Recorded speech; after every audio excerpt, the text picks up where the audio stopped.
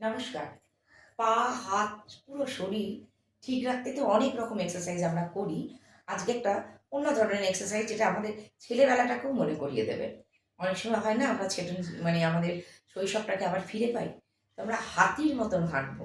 শরীর যদিও হাতি নয়, কিন্তু হাতির মতন হাঁটার চেষ্টা করব। চলুন না একটু দেখি আমরা কিভাবে পারি কিনা।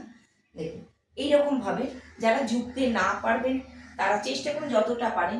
যদি কারোর লাম্বার ডিজাইনে কোনো সমস্যা থাকে তাহলে কম ঝুঁকুন, আদারওয়াইজ আপনারা এরকম নামুন। এই দুটো হাত মাটিতে, এরকম চেষ্টা করতে হবে। পা দুটো একটু এরকম রেখে দিন।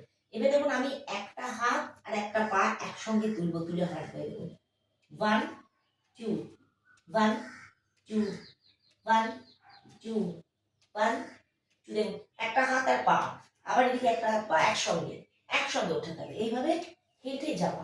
এবার দেখুন যখন তুলছি দেখুন এই হাঁটু সোজা, আবার এই হাঁটুটাও সোজা, অর্থাৎ দুটো হাঁটু কিন্তু সোজা এরকম ভাবে হেঁটে যাবো। এই দেখে খুবই সহজ মনে হবে, কিন্তু একদমই সহজ নয়। এই হাতির চালে হাঁটার ফলে কি হবে, আপনার পেটের চর্বি কমবে, থাই সুন্দর হবে। যাদের থাই একদম মোটা তাদের থাই কমবে। হাঁটুর নিচে এখানে পিছনের দিকে চাপ পড়ার ফলে হাঁটুর ব্যথা কমবে। অনেকগুলো সমস্যা থেকে মুক্তি পাওয়া যেতে পারে। এইটা একটু প্র্যাকটিস করে দেখুন। এটা যে হাতি আমাদের বলা হয় এলিফ্যান্ট ওয়াক, একদম সুন্দর এইভাবে যাবো, যাবো আসবো, যাবো আসবো। দেখুন না একটু প্র্যাকটিস করে। যদি ভালো লাগে অবশ্যই লাইক করুন, কমেন্ট করুন, শেয়ার করুন।